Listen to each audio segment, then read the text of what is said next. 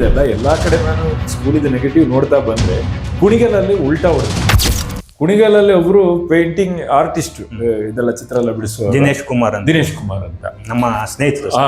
ಅವರು ಹೆಂಗೆ ಕ್ಲಾಸಿಕ್ ಆಗಿ ತಗೊಂಡೋಗಿದ್ದಾರೆ ಅಂದ್ರೆ 60 ಮಕ್ಕಳಿದ್ದಂತಹ ಒಂದು ಶಾಲೆಯನ್ನ 650+ ಅಂದ್ರೆ 700 ಆಗಿರ್ಬೇಕು ಕಾಣುತ್ತೆ, 650ಕ್ಕಿಂತ ಜಾಸ್ತಿ ಸ್ಟೂಡೆಂಟ್ಸ್ ಆಗಿದ್ದಾರೆ. ಅದರ ಮೇಲೆ ಹೊರಗಡೆ ಬೋರ್ಡ್ ಹಾಕಿದ್ದಾರೆ ಸೀಟ್ ಇಲ್ಲ ಅಂತ. ಅಲ್ಲಿರುವ 2 ಪ್ರೈವೇಟ್ ಕಾಲೇಜ್ ಸ್ಕೂಲ್ಗಳೇ ಮುಚ್ಚೋಗ್ಬಿಟ್ಟಿದೆ. ಅಂದ್ರೆ ಪ್ರೈವೇಟ್ ಸ್ಕೂಲ್ಗಳು ಮುಚ್ಚಬೇಕು ಅಂತ ನಾನು ಹೇಳೋದಲ್ಲ, ಎಂಥ ಒಂದು ಉದ್ದೇಶ, ಭಗೀರಥ ಪ್ರಯತ್ನ ಮಾಡಿದ್ದಾರೆ. ಅವರಿಗೆಲ್ಲ ಭಗೀರಥ ಅವಾರ್ಡ್ ಕೊಡಬೇಕು. ಅದರ ನಂತರ ನಾನು ಮಾಗಡಿಗೆ ಬಂದೆ. ಅಲ್ಲಿ ಜಯಮ್ಮ ಅಂತ ನಂದಿನಿ ಹಾಲು ಮಾಡುವವರು, ಅವರು ಎಜುಕೇಶನ್ ಕ್ವಾಲಿಫಿಕೇಶನ್ 6ನೇ ಕ್ಲಾಸ್ ಪಾಸ್ ಅಂತ ಒಬ್ರು ಹೇಳಿದ್ರು. ಅವ್ರ ಹತ್ರ ನಾನು ಕೇಳಕ್ ಹೋಗಿಲ್ಲ, ಯಾಕಂದ್ರೆ ಎಜುಕೇಶನ್ ಕ್ವಾಲಿಫಿಕೇಶನ್ ಕೇಳುವಕ್ಕಿಂತ ಅವರು ತುಂಬಾ ಮೇಲಕ್ಕೆ ಶ್ರಮ ವಹಿಸಿದ್ದಾರೆ. ಅವಳು ಒಂದು ಭಗೀರಥಿ ಆ ಮೇಡಮ್. ಅವರು 7 ಮಕ್ಕಳಿದ್ರಂತಹ ಸ್ಕೂಲನ್ನ 250+ ಮಾಡಿದ್ದಾರೆ.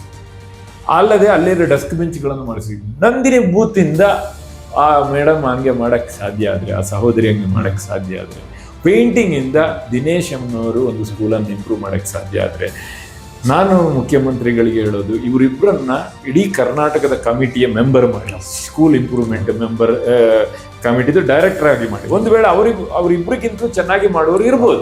ನಾನೀಗ ಬೀದರಿಂದ ಬೆಂಗಳೂರು ಆ ಕಡೆ ಈ ಕಡೆ ಊರಿಗೆಲ್ಲ ಓಡಾಡಿ ನನ್ನ ಒಂದು ದಿನೇಶ್ ಅವರು ಜಯಮ್ಮ ಅವರು ಸಿಕ್ಕಿದ್ರು. ಯಾಕಂದ್ರೆ ನೋಡಿ, ಅಲ್ಲಿಂದ ತುಮಕೂರು ತನಕನೂ ನನಗೆ ನೆಗೆಟಿವೇ. ಆದ್ರೆ ಕುಣಿಗಲಿಗೆ ಬಂದಾಗ ನನಗೆ ಮುಖ ಕೊಡ್ದಂಗೆ ಆಯ್ತು. ನೋಡಿಯಪ್ಪ, ನಿನ್ನ ಕ್ವಶನಿಗೆ ಇಲ್ಲಿ ಆನ್ಸರ್ ಇದೆ ದಿನೇಶ್ ಹತ್ರ, ನೋಡಪ್ಪ ನಿನ್ನ ಕ್ವಶನಿಗೆ ಜಯಮ್ಮನ ಹತ್ರ ಆನ್ಸರ್ ಇದೆ ಅಂತ. ಅದರಿಂದ ಅವರನ್ನ ಅದ್ರದ್ದು ಹೆಡ್ ಮಾಡಿ ಅವ್ರು ಏನು ಐಡಿಯಾವನ್ನ ಅವರ ಊರಿಗೆ ಹಾಕಿದ್ರು. ಯಾಕಂದ್ರೆ 2 ಡಿಫ್ರೆಂಟ್ ಊರುಗಳು, ಕುಣಿಗಲ್ ಒಂದು ಬೇರೆ, ಮಾಗಡಿ ಒಂದು ಬೇರೆ. ಮಾಗಡಿ ಆಲ್ಮೋಸ್ಟ್ ಬೆಂಗಳೂರಿಗೆ ಹತ್ರ ಆಗೋಯ್ತು. ಸೊ ಇಂಥವ್ರನ್ನ ಚೂಸ್ ಮಾಡಿ. ನಾನು ಅದೇ ಮುಖ್ಯಮಂತ್ರಿಗಳಿಗೆ ಭಿನ್ನ ಕೊಡಕ್ಕೆ ಹೋಗೋದು. ಯಾಕಂದ್ರೆ ನಾನು ಮುಖ್ಯಮಂತ್ರಿಗಳನ್ನ ಯಾರನ್ನೂ ತಪ್ಪು ಅಂತ ಹೇಳ್ತಾ ಇಲ್ಲ. ನಡೀತಾ ಇರುವ ಇದಕ್ಕೆ ನೀವೊಂದು ಒಳ್ಳೆ ಮುಖ್ಯಮಂತ್ರಿ, ನಿಮ್ಮ ಕಾಲದಲ್ಲಿ ಇದು ಒಳ್ಳೇದಾಗ್ಲಿ ಅನ್ನೋ ಒಂದು ಇದಕ್ಕೋಸ್ಕರ ಅದು ಒಂದು ಶಿಕ್ಷಣ. ಅದರ ನಂತರ ನನಗೆ ಹೋಗಿದ್ದು ರಿಸರ್ವೇಷನ್ ಫಾರ್ ಕರ್ನಾಟಕ ಕನ್ನಡಿಗಸ್ ಅಂತ.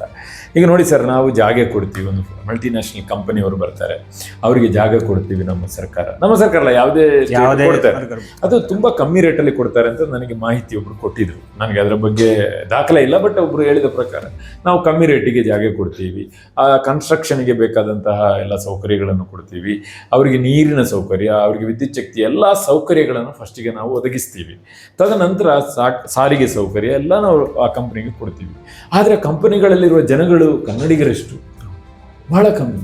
ನಾನು ಈ ಬೆಂಗಳೂರಲ್ಲೂ ತುಂಬ ನೋಡಿದ್ದೀನಿ. ಕೊಪ್ಪಳದಿಂದ ಹೊಸಪೇಟೆಯಲ್ಲಿ, ಬಳ್ಳಾರಿ, ಇಲ್ಲೆಲ್ಲ ಇರುವಂತಹ ರಾತ್ರಿ ವರ್ಕ್ ಮಾಡುವ ಕಂಪನಿಗಳಿಗೆ ನಾನು ಅರ್ಲಿ ಮಾರ್ನಿಂಗ್ 1 o'clock ಹೊರಡ್ತೀನಿ ನಡೆಯೋಕ್ಕೆ, ನಿಮ್ಗೆ ಗೊತ್ತು. ಆಗ ನಾನು ಆ ಶಿಫ್ಟ್ ಮುಗಿಸಿ ಹೋಗೋರಲ್ಲೆಲ್ಲ ಅಲ್ಲಿ ಕೇಳ್ತೀನಿ ಎಷ್ಟು ಕನ್ನಡಿಗರಿದ್ದಾರೆ. ಯಾರೂ ಇಲ್ಲ ಅಲ್ಲಿ. ಯಾಕೆ ಕನ್ನಡಿಗರಿಗೆ ಕೆಲಸ ಕೊಡ್ತಾ ಇಲ್ಲ? ನೀವು ಕನ್ನಡಿಗರಿಗೆ ಕೆಲಸ ಕೊಡಿ. ಜಾಗ ನಮ್ದು, ನೀರು ನಮ್ದು, ಎಲ್ಲ ಸೌಕರ್ಯಗಳು ನಮ್ದು, ಎಲ್ಲ ಸೌಕರ್ಯ, ಜಾಗ ಆಗಿರ್ಬೋದು, ನೀರಾಗಿರ್ಬೋದು, ವಿದ್ಯುತ್ ಶಕ್ತಿ ಆಗಿರ್ಬೋದು, ಸಾರಿಗೆ, ಎಲ್ಲಾ ಸೌಕರ್ಯ ಕೊಟ್ಟಾಗ 80% ಕನ್ನಡಿಗರಿಗೆ ಕೊಡಿ, 20% ನೀವು ಯಾರಿಗಾದ್ರೂ ಕೊಡಿ. 80% ಕನ್ನಡಿಗರಿಗೆ ನೀವು ಚಿಕ್ಕ ಕೆಲಸ ಕೊಡಬಾರ್ದು. ಮ್ಯಾನೇಜಿಂಗ್ ಡೈರೆಕ್ಟರ್ ಇಂದ ಇಲ್ಲಿರುವಂತದ್ದು ಫಸ್ಟಿಗೆ ಫಿಲ್ ಮಾಡಿ, ಅದರಲ್ಲಿ ಎಲ್ಲೆಲ್ಲಿ ಗ್ಯಾಪ್ 20% ಇದೆ ಅದು ನಿಮ್ಗೆ ಕೊಡಿ. ನಿಮ್ಗೆ ಪರಿಚಯದವರಿಗೆ ಕೊಡಿ, ನಾವು ಬೇಡ ಅಂತ ಹೇಳ್ತಾ ಇಲ್ಲ. ಯಾಕಂದ್ರೆ ನಿಮ್ದು ಇದು ಐಡಿಯಾಸ್ ಅಂತ ನಾನು ಹೇಳಿದೆ. ಆವಾಗ ಒಂದು ಸ್ಕೂಲಲ್ಲಿ ಒಂದು ಕಡೆ ಒಬ್ರು ಕೇಳಿದ್ರು, ಕನ್ನಡಿಗ ಅಂದ್ರೆ ಏನ್ ಡಿಫೈನ್ ಮಾಡ್ತೀಯ ಅಂತ. ಕನ್ನಡಿಗ ಅಂದ್ರೆ ನೋಡಿ, ಈ ಕರ್ನಾಟಕ ಎಂಬ ಮ್ಯಾಪ್ ಇದೆಯಲ್ಲ, ಅದರೊಳಗೆ ಮನುಷ್ಯನಿಗೆ ಹುಟ್ಟಿದಂತಹ ಮಗು ಎಲ್ಲ ಕನ್ನಡಿಗರು. ಆ ಮಗು ಹಿಂದೂ ಆಗಿರ್ಬೋದು, ಮುಸ್ಲಿಂ ಆಗಿರ್ಬೋದು, ಕ್ರಿಶ್ಚಿಯನ್ ಆಗಿರ್ಬೋದು, ಬೌದ್ಧ ಆಗಿರ್ಬೋದು, ಯಾವುದೇ ಜಾತಿ ಮತ ಪಂಥದವನಾಗಿರ್ಬೋದು, ಅಥವಾ ಅವನ ಮದರ್ ಟಂಗ್ ಕೊಂಕಣಿ ಆಗಿರ್ಬೋದು, ಅವನು ಬ್ಯಾರಿ ಭಾಷೆ ಮಾತಾಡ್ತಿರ್ಬೋದು, ಮಲಯಾಳ ಆಗಿರ್ಬೋದು, ತಮಿಳ್ ಆಗಿರ್ಬೋದು, ತುಳು ಆಗಿರ್ಬೋದು, ಯಾವುದೇ ಭಾಷೆ ಮಾತಾಡ್ತಿರ್ಬೋದು. ಆದರೆ ಅವನು ಕನ್ನಡಿಗನು. ಯಾಕೆಂದರೆ ಅವನು ಹುಟ್ಟಿದ ಈ ಮಣ್ಣಲ್ಲಿ. ಅವನು ಕನ್ನಡವನ್ನು ಚೆನ್ನಾಗಿ ಮಾತಾಡಲಿ, ಅವನು ಚೆನ್ನಾಗಿ ಕನ್ನಡವನ್ನೇ ಕಲೀಲಿ, ಕನ್ನಡ ಮಾತಾಡಲಿಕ್ಕೂ ಬರೀಲಿಕ್ಕೂ ಎಲ್ಲ ಗೊತ್ತಿದ್ದಂತಹ ಯಾವುದೇ ಅನ್ಯ ಭಾಷೆಯವನು ಈ ಭೂಮಿಯಲ್ಲಿ, ಈ ಕರ್ನಾಟಕ ಮ್ಯಾಪ್ ಒಳಗಡೆ ಹುಟ್ಟಿದವನಾದರೆ ಅವನು ಕನ್ನಡಿಗ. ಈ ಭಾರತದ ಯಾವುದೇ ಮೂಲೆಯಲ್ಲಿ, ತಮಿಳುನಾಡಲ್ಲೋ, ಕೇರಳದಲ್ಲೋ ಅಥವಾ ಮಹಾರಾಷ್ಟ್ರದಲ್ಲೋ ಹುಟ್ಟಿದ್ರೆ ಅವನನ್ನು ಇಂಡಿಯನ್ ಅಂತ ಹೆಂಗೆ ಕರಿತೀವೋ, ಅದೇ ರೀತಿ ಕರ್ನಾಟಕದ ಮ್ಯಾಪ್ನೊಳಗೆ ಹುಟ್ಟಿದ ಮನುಷ್ಯನಿಗೆ ಹುಟ್ಟಿದ ಯಾವುದೇ ಮನುಷ್ಯ ಮಗು, irrespective of language, mother tongue ಏನಾಗಲಿ ಅವ್ನು ಕನ್ನಡನ ರೆಸ್ಪೆಕ್ಟ್ ಕೊಡಬೇಕು, ಕನ್ನಡ ಮಾತಾಡಬೇಕು, ಇಂಥವನು ಕನ್ನಡಿಗ. ಇದು ಡೆಫಿನೇಷನ್ ಕನ್ನಡಿಗ. ಆ ಕನ್ನಡಿಗನಿಗೆ 80% ಪ್ರೈವೇಟಲ್ಲಿ ಕೆಲಸ ಕೊಡಬೇಕು, ಅದು ಯಾವುದೇ ಕಂಪನಿ ಆಗಿರಲಿ. ಇದು ನನ್ನ ಒಂದು ಆಶಯ. ಒಂದು ವೇಳೆ ಯಾರ ಕೇಳಿರ್ಬೋದು, ಗೊತ್ತಿಲ್ಲ. ನಾನು ಹೇಳೋದು ಕನ್ನಡಿಗ ಅಂತ ಹೇಳಿರೋ ಡೆಫಿನೇಷನ್ ಜೊತೆ ಕನ್ನಡಿಗನಿಗೆ ಕೆಲಸ ಕೊಡಬೇಕು ಅಂತ. ಯಾಕಂದರೆ ಎಲ್ರಿಗೂ ಗೌರ್ಮೆಂಟ್ ಕೆಲಸ ಕೊಡೋಕ್ಕೆ ಅಂತ ಹೇಳೋಕ್ಕಾಗಲ್ಲ. ಸೊ ನಾನು ಪ್ರೈವೇಟಲ್ಲಿ ನೀವು ಇಷ್ಟೆಲ್ಲ ಸೌಕರ್ಯ ಕೊಟ್ಟಾಗ 80% ಈ ಮಣ್ಣಿನ ಮಕ್ಕಳಿಗೆ ಕೊಡಲೇಬೇಕು. ಈ ಮಣ್ಣಿನ ಮಕ್ಕಳು ಅಂದರೆ ಅವ್ರು ಕನ್ನಡಿಗರು. ಇದು ನನ್ನ ಒಂದು ಓಕೆ, ಇದು ಒಂದು ಉದ್ದೇಶ ಆಯಿತು ಸರ್. ಅದ್ರ ಜೊತೆಗೆ ನೀವು ಪರಿಸರದ ಬಗ್ಗೆಗೂ ಕೂಡ ಪರಿಸರದ್ದು ನಾನು ಹೇಳಿದೆ ಆಲ್ರೆಡಿ, ಇಷ್ಟು ಕೊಪ್ಪಳದಲ್ಲಿ ಹಿಂಗೆಲ್ಲ ಅದಕ್ಕೆಲ್ಲ ಒಂದು ರೂಲ್ಸ್ ಆ್ಯಂಡ್ ರೆಗ್ಯುಲೇಷನ್ ನಮ್ಮ ಕಾನೂನಲ್ಲಿ ಇದೆ. ಇಷ್ಟು ತ್ಯಾಜ್ಯವನ್ನು ಬಿಡ್ಬೋದು, ಇಷ್ಟು ತ್ಯಾಜ್ಯ ಬಿಡಬಾರ್ದು. ಆ ಒಂದು ಪ್ಯಾರಾಮೀಟರ್ನ ಒಳಗಡೆ ಅವ್ರು ಮಾಡಲಿ. ಪ್ಯಾರಾಮೀಟರ್ಗಿಂತಲೂ ಜಾಸ್ತಿ ಹಂಗೆ ತ್ಯಜಿಸಿದರೆ ಮನುಷ್ಯ ಜಂತುಗಳಿಗೆ ಮಾತ್ರ ಅಲ್ಲ, ಅಲ್ಲಿರುವ ನಾನು ಹೇಳಿದ್ರೆ ಜೀವ ಜಂತುಗಳು ಯಾವುದು ಇರಲ್ಲ, ಅಲ್ಲಿ ಪೌಷ್ಟಿಕತೆ ಇರೋದಿಲ್ಲ ಜೀವನ ಮಾಡೋಕ್ಕೆ. ಪೌಷ್ಟಿಕಾಂಶ ನಮಗೆ ಬರೀ ಆಹಾರದಲ್ಲೆಲ್ಲ, ವಾಯುವಲ್ಲಿ ಬರಬೇಕು, ನೀರಲ್ಲಿ ಬರಬೇಕು, ಎಲ್ಲ ಪ್ರತಿಯೊಂದರಲ್ಲೂ ಕೂಡ. ಪ್ರತಿಯೊಂದು ಹೇಳಿದ್ನಲ್ಲ ಸರ್, ಒಂದು ಅಣು ಕೂಡ ನಮಗೆ ಸಹಕಾರ ಕೊಟ್ಟರಷ್ಟೇ ನಾವು ಬದುಕಕ್ಕಾಗೋದು. ನಮ್ಮ ದೇಹದಲ್ಲಿ ಎಷ್ಟೋ ಬೇಡದ ಅಣುಗಳು ಇದೆ, ಬೇಕಾದ ಅಣುಗಳು ಎಲ್ಲವೂ ಇದೆ. ಬಟ್ ಅದರ ಅರ್ಥ ನಾವು ಇಲ್ಲಿ ಸರ್ವೈವ್ ಆಗಬೇಕಲ್ವಾ. ಸೊ ನಮಗೆಲ್ಲ ಇಂಡಸ್ಟ್ರಿ ಎಲ್ಲ ಬೇಕು, ನಮಗೆಲ್ಲವೂ ಬೇಕು. ಆದರೆ ಈಗ ಒಂದು ದೋಸೆ ಚೆನ್ನಾಗಿದೆ ಅಂತ ಹೇಳಿ ಎಲ್ಲ ಬೆಳಗಿಂದ ಸಂಜೆ ದೋಸೆ ತಿಂದರೆ ಅವ್ನು ಸತ್ತೋಗ್ಬಿಡ್ತಾನೆ. ಸೊ ಎಲ್ಲದಕ್ಕೊಂದು ಲಿಮಿಟ್ ಅಂತ ಇದೆ. ನಮ್ಮ ಏಜಿಗೆ ಒಂದು ಲಿಮಿಟ್ ಇದೆ. ಮನುಷ್ಯ ಚಿರಾಯು ಅಲ್ಲ, ಒಂದಲ್ಲ ಒಂದು ದಿನ ಖಂಡಿತ. ಕಂಪನಿಗಳು ಕೂಡ ಅವರದ್ದು ಆ್ಯಕ್ಟ್ ಅನ್ನ ಇದು ಮಾಡಬೇಕು. ಇಲ್ಲ, ಖಂಡಿತ. ನಾನು ಈ ವಿಚಾರದಲ್ಲಿ ನಾನು ಯಾವಾಗಲೂ ಕೂಡ ರಾಜಕಾರಣಿಗಳಾಗಲಿ ಮತ್ತು ಅಧಿಕಾರಿಗಳಾಗಲಿ ನಾನು ಹೇಳೋದಂದರೆ, ಜೀವಿತಾವಧಿಯಲ್ಲಿ ಎಲ್ಲರಿಗೂ ಸಿಗದೇ ಇರೋ ಅಂಥ ಸೌಲಭ್ಯ ಮತ್ತು ಸೇವೆ ಮಾಡೋ ಅವಕಾಶ ನಿಮಗೆ ಸಿಕ್ಕಿರ್ತದೆ. ಹೌದು. ಅಂಥ ಸಮಯದಲ್ಲಿ ಅಧಿಕಾರ ಮತ್ತು ಒಂದು ಒಳ್ಳೆ ಉಪಯೋಗಕ್ಕೆ ಇರೋಂಥ ಸಮಯದಲ್ಲಿ ಒಳ್ಳೆಯದಕ್ಕೆ ಉಪಯೋಗ ಮಾಡಿ. ಇದಕ್ಕೆ ಒಂದು ಬೆಸ್ಟ್ ಎಕ್ಸಾಂಪಲ್ ಹೇಳ್ತೀನಿ ನೋಡಿ ಸರ್. ಇವತ್ತು ಪಶ್ಚಿಮ ಘಟ್ಟ ಅಂತ ಅನ್ನೋದು ಏನಿದೆಯಲ್ಲ, ಇದು ನಮ್ಮ ಕೇವಲ ಕರ್ನಾಟಕಕ್ಕೆ ಮಾತ್ರ ಸೀಮಿತ ಅಲ್ಲ. ಇಡೀ ದೇಶಕ್ಕೆ ಅದು ಒಂದು ಮಳೆಯನ್ನ, ಮುಂಗಾರನ್ನ ಮತ್ತೆ ಮಳೆ ಸುರಿಸಂತ ಪ್ರದೇಶ. ಅದೇನಾದ್ರೂ ಇವತ್ತು ನ್ಯಾಚುರಲ್ ಆಗಿ ಅದು ಪಶ್ಚಿಮ ಘಟ್ಟ ಅಂತ ಇಲ್ಲ ಅಂದ್ರೆ ನಾವು ಕೂಡ ಬರಡು ಭೂಮಿ ಆಗ್ತೇವೆ ಸರ್. ನಮ್ಮಲ್ಲೂ ಕೂಡ ಮಳೆ ಮಾಡುಗಳು ಇರ್ತಿರ್ಲಿಲ್ಲ. ಇವೆಲ್ಲ ಹೋಗಿ ಅಲ್ಲೆಲ್ಲ ಹಿಮಾಲಯದಲ್ಲೋ ಅಲ್ಲೆಲ್ಲ ಹೊಡೆದು ಅಲ್ಲಿ ಮಳೆ ಬರ್ತಿತ್ತು. ಇಲ್ಲಿ ನಮ್ಮಲ್ಲೆಲ್ಲ ಸೇಮ್ ರಾಜಸ್ಥಾನದಲ್ಲಿ ಇದ್ದಂಗೆ ಇರೋದೇನೋ.